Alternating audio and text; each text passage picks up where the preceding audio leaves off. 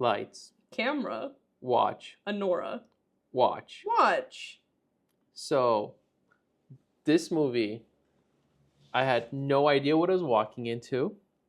I did not anticipate this being on the list of my top 5 movies of the year. Top 5? Yes. I'm not saying top 1 or 2 or 3, whatever, but it's in the top 5. I'm saying top 1 or 2 or 3. I'm just telling you, I could not believe the movie I walked into.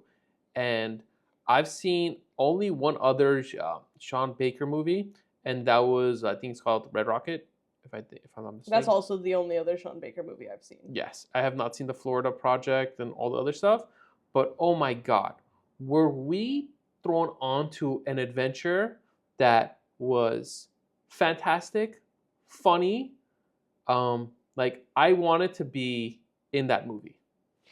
It's just so fun. It's the perfect mix of like a serious drama and like also just like the most like adventure filled, laugh out loud funny.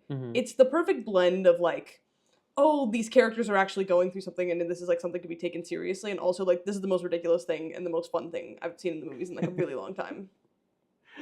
Whoever I've talked to, any dude that I've talked to, is like, this is my dream scenario. I want to be a kid of a Russian oligarch that has endless amounts of money. I want to be like 21 years old. And you buy yourself a hot girl. You buy yourself the girlfriend experience. You're playing video games and you're like, the world is your oyster.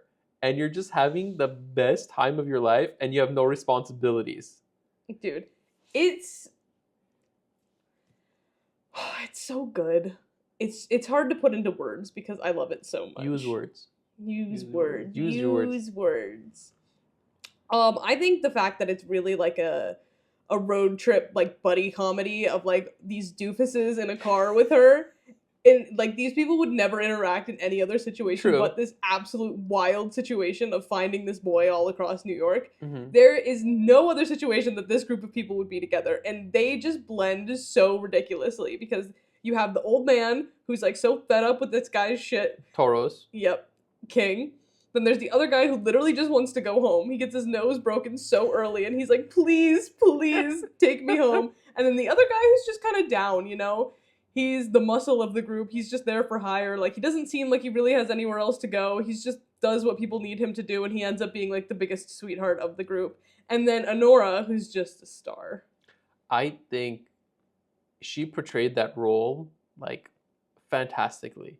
It's just like that New York type of person that's just like trying to make it in the world, and it's really another way of talking about like class systems. You know what I mean? Like, this girl is a stripper, and literally she is. Sorry, jokes, everyone. Like, she got jokes.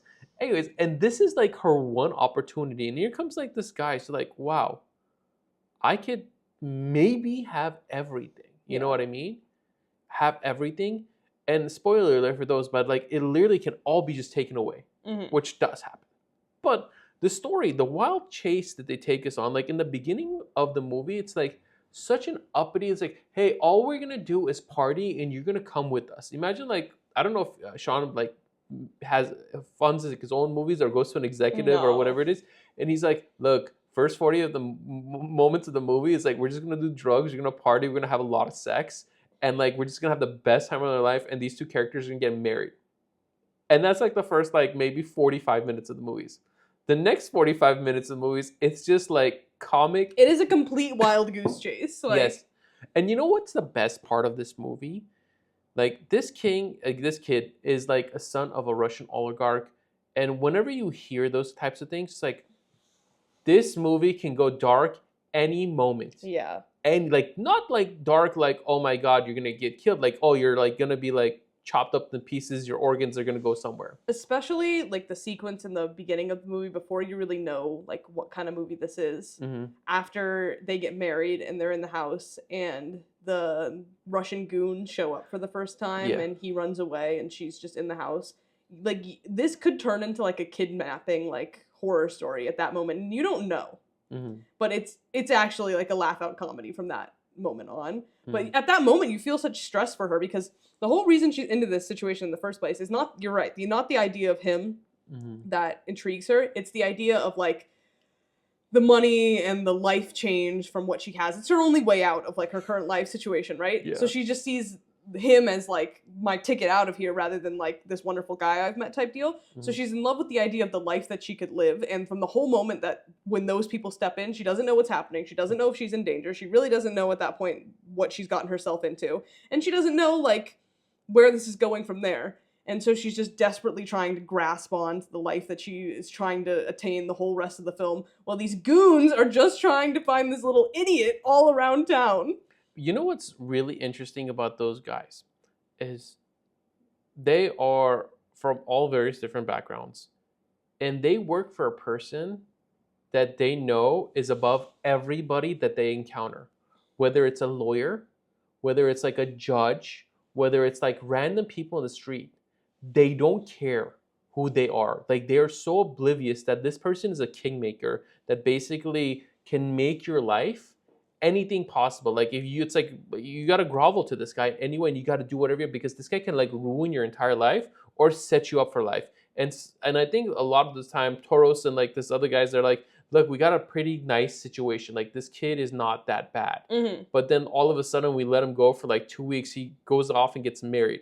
But there are moments in this movie where like the comic timing, the comedy is crazy. So Toros and his counterpart, his brother, they're both Armenian, but they're like Armenian Russians or from that background. And they have the sequence where this kid is getting baptized in an Armenian. That's the best scene in the movie. And like literally he just pulls up his phone. He's like, I don't know if he says fuck or shit. You know what I mean? And like he puts his phone away.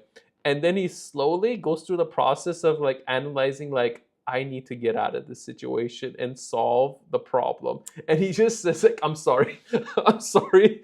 Hands the baby off. He hands the baby off during a baptism. He's so good because also the scene where he's yelling at the kids when he's trying to show them the like missing person photo essentially, which is just a picture of him partying on his Instagram. Have you seen this person? Have you seen this child? He's a sick boy. No respect for your elders. TikTok, Instagram. TikTok, Instagram. That is, I actually used that line the other day. It's like, your generation doesn't know anything. TikTok, Instagram.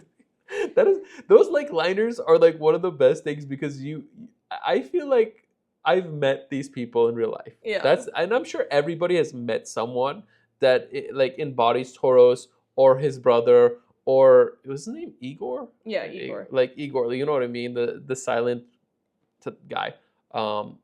But it's just fantastic. And then like when we think we have things figured out in this movie, we get another plot twist. It's like, oh, like you got married in like Las Vegas. Like imagine like once you think that everything was resolved, it's like they throw another munchie. It's like, no, we're gonna go a lot. That is the best, like, are you kidding, you idiot moment where they're like, we've got all the money, we can do whatever we want, we can fix it, we just have to get him there. Like, he can be drunk, we can convince the judge to put us first, like, we can make everything work our way, but you went to Vegas? Like, you idiot, now we have to, like, get all the way over there. It's so good.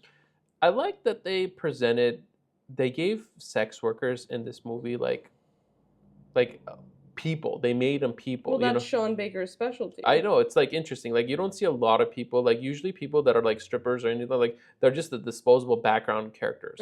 Whereas when you go see these people, like there's like a really like interesting moment where Anora goes to his boss. He's like, yo, I need 2 weeks off. He's like, what do you mean you need 2 weeks off? He's like, well, I gotta go take care of this stuff. And he's like, you gotta schedule or something like that. He said like, he's like, the moment you give me healthcare, 401k, or yada yada, then I'm your employee. But until then, like I'm an independent, I'm an independent contractor. And that says a lot, not only to that industry, but like other industries where people are physical labor folk and they don't have those resources. Because like a long time ago, like I'm a giant wrestling fan, like the WWE, like a lot of these athletes, like they're performing like 28 nights out of a month, and they don't have healthcare. They have no 401k, and they're using their bodies. And like think about the lifespan of like a sex worker realistically. Like how Since when are you a giant fan of the WWE? You have no idea. Are you serious? I have so much If I was to send you my reels of WWE moments, no, thank you. You would be like, go away. Go away. That's so interesting. I love it. It's just a time period where I grew up on a generation where we said we didn't dab. We said suck it. You know what I mean? That was us. You know the DX thing when you go suck it? Of course not. What did they teach you guys? Shibbity. Nope, we're not going there. You're not- Anyway, what do you think of the performances? Every person should be nominated for an Oscar Absolutely. in every category that they deserve. I think she deserves to win. If she, I can't think off the top of my head. Like, I don't have a list of all the movies that I can recall for like best actresses and stuff like that. But what she was able to portray from the character, especially the end. I don't know if we want to talk about the end, but like, I'm just saying, she was fantastic. She portrayed like, there was moments where she's like the fun girlfriend, then she's a sweet wife. She's like, hey babe, when we're gonna talk to your parents, what do your parents say about this? And then the New York comes out of her, like yo, I'm gonna fucking stab you. You know what I mean? Like there's these 3 henchmen in my house, and I'm fucking all of them up. Well, she's an independent woman who can get shit done. There's no doubt about that. And like you respect her, like you literally see her like daily like grind. She wakes up like late and works late, and like there's that scene. It's like, did you pick, like her sister's like, did you pick up milk? She's like, did you see any milk? And I didn't pick up the milk. But like, no, she deserves an Oscar. I think Toros, if he wins like best supporting actor, like I think the real contenders are Igor and Mikey Madison. Look, when we look back at Igor, we were like, oh, like he's our silent knight, you know what I mean? But I think Toros's character, I think Toros is incredible, and I think he's like the funniest part of the movie. But in every scene, he's just like beautifully staged behind her, just like longing at her. It is such a quiet performance, but he's in almost every frame. I understand that, but I feel like anytime Toros comes into the scene, he steals the movie. Like everyone's talking about him a lot of the time. You know what I mean? So good. Because like he portrayed that role so perfectly. I mean, like just his role. Like I would love if he's nominated for an Oscar. That, you know, when they do that reel and that segment and stuff like that, like his like 20 seconds of the movie, just him opening up his cell phone saying "fuck." I mean, that was No, ideal Anora situation for Best Picture. The little clip is just when they're in the candy shop and they sing at the old man while hitting their fucking bong. We are smoking dope in the candy shop. That's what I want to see on the Oscars. Oh man, I think you know what what's really interesting is they took us on a ride of New York in an area like we don't see. You know what I mean? Like every time you see like a New York movie, it's like Times Square and stuff like that. Like they really took us on to the pier during the winter time. Like they didn't take us to like New York where it's all fun and giggles, because anytime it's a winter time, it's like usually Christmas. Like it's a Christmassy movie, right? Yeah. But we saw like the city be a character of its own where it's cold. You know what I mean? It looks so real and lived in. Exactly. You know what other scene I really loved about is like when the guy is what's it called, towing his car, and he Dude, just, that car, the poor wife of, oh my god, my wife doesn't drive this. They destroy it on the tow truck. He vomits all over it. Like that thing needs to go away after this. That thing, they need a new car. I have to say, I love Anora's character and Igor's character, how she's always constantly degrading him. Oh, you know what I mean? Like it's already like, you know, they're already in a relationship when he's like, it's like you pussy, or like other derogatory things she says to her, like all really bad words, and he just takes it, you know what I mean? Because you could tell from the moment that guy walked in, he fell in love with that girl. Obviously. And the whole movie, I was just like hoping that they kind of ended up together, because I was like, maybe I'm reading into something that I'm not supposed to be. And then the second, like the ending, when everybody else leaves and it's just the two of them at the house and they're just like watching the news and like bantering, I was like, no, I wasn't making this up. Like there's definitely something here. Yeah, that scene, the ending alone tells you like how sad some places and how people's lives are, because usually the entire time Anora's with any guy, it's basically sex. Like there's just like, you just need my body. You know what I mean? That's it. And the moment he goes in for a kiss, where it's like affection, this girl does not know what to do. Yeah.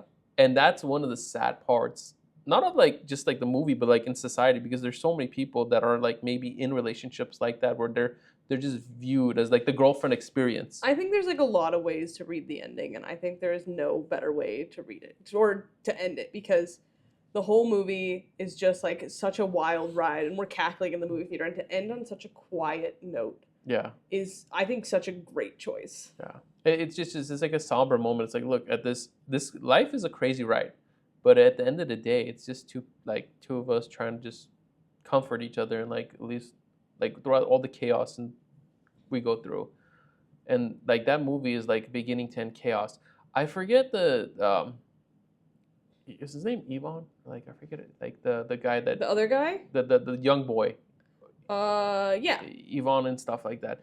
But like there's moments where this guy is like, he continuously plays like this stupid guy. Like he's trying to like pretend his life is gonna be this, just like Nora's gonna pretend like her life is gonna be like this. Mm-hmm. But then like he also gets that wake up call. Like, you know, in that scene, it's like when they're going on that airplane and then he looks back, he's like, yes, we're going to get divorced. Yes, we're gonna go do this. Like, what did you think is gonna happen? You know what I mean? And it's so sad. Mommy calls the shots. Yeah. And the mom is such like a badass, so good. the badass woman.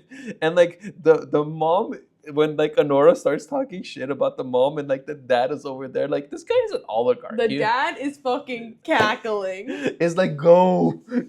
He's like go. So funny. You know, like it's like those like there's like these moments where people are like saying like go get him, keep going, like keep like, because he can't like talk shit to his wife. You know what I mean? Because he's he's loving watching her do it. Yeah, because like he's part of like, even though he's an oligarch, like he's like made it to proper society. You know what I mean? Like God knows how he made his living, but now he's like, oh crap! Now I've like entered the court of like tiers of like people. Like we're all class systems. You know what I mean? Whereas in like maybe this guy, maybe like God knows back in the day, he'd be like, yo, bam, woman, like don't ever talk back to me. You know what I mean? But that's not the case anymore. I mean, like this movie itself, like plot, star, characters, top notch, direction, amazing, cinematography, very good. Like I love every shot. You never see like there are moments where it's like Anora's just looking outside and like looking at the water. The shot in the car at the end where it's just like this close up of her face is so good. Yeah, he did like a great job. And I think another thing that I loved about this movie is the soundtrack.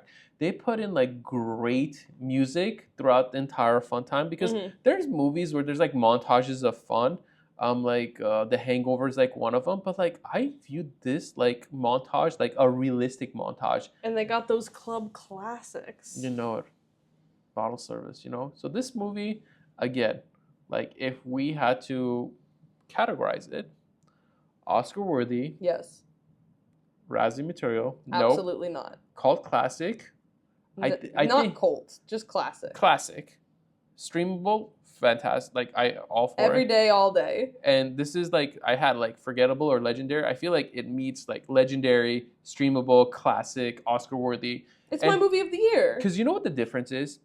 This movie, for me, like there are movies like Moonlight. What was the other movie that won a few years ago that beat La La Land? I forgot. Moonlight beat La La Land. Where's that? It's the green, not the Green Book. What was it? The one that Alicia won? Yeah, like those are Oscar-winning movies that no one will watch.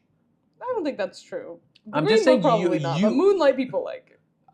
Look, I'm just saying, like, if you said, like, yo, there's a group of people that are, like, age appropriate, like, we're going to put on Anora, everybody will watch it. And regardless of the amount of, like, sex that is in this movie. Let's say not everybody will watch it, because it's definitely not appropriate for, like, under the certain age of something. Yes, that's what I'm just saying. Like, but also to my defense, she chose this movie, not me.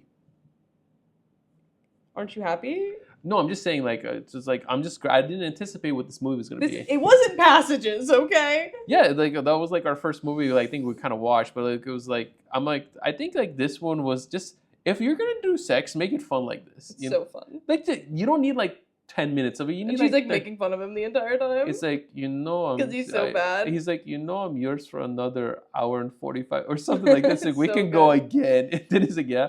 You know what also was a hilarious scene? That scene where he gets naked and does like a backflip So onto the good, bed. And into like, the just bed. I just thought that place was hilarious. Or that scene where he's like, they're knocking on the door and he's walking in with a giant bone.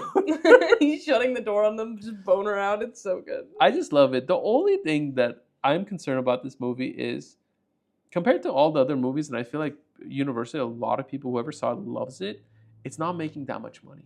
It's not a movie that would make that much money. It's not a blockbuster hit. There are certain kind of movies that are made at a scale to make lots of money, and this is not that kind of movie. If you're not into movies, there's no way that this movie would have really hit your radar. And it's like a low budget. It's like the biggest movie Sean Baker's ever made, but it's not blockbuster material by any means. It's not like that kind of movie, which sucks because I just think there's not enough like film education about what's happening out right now. Because a lot of times, like I'll talk about movies that I like this year, and most like average people are like I haven't even heard of that. Who's that This one's director? obviously now getting like awards buzz, and because of that I think a lot more people are going to see it, which is awesome. So hopefully like it's like not really still in theaters, it's like left by now, but hopefully that it's going to keep like being around for a little bit so like some more people can catch it. Sometimes like when things start to get nominated, they'll put them back into movie theaters, so I'm hoping that happens because honestly I'd go see it a third time. Gotcha. So this definitely was a lights Camera. watch. Anora. Oh. Watch.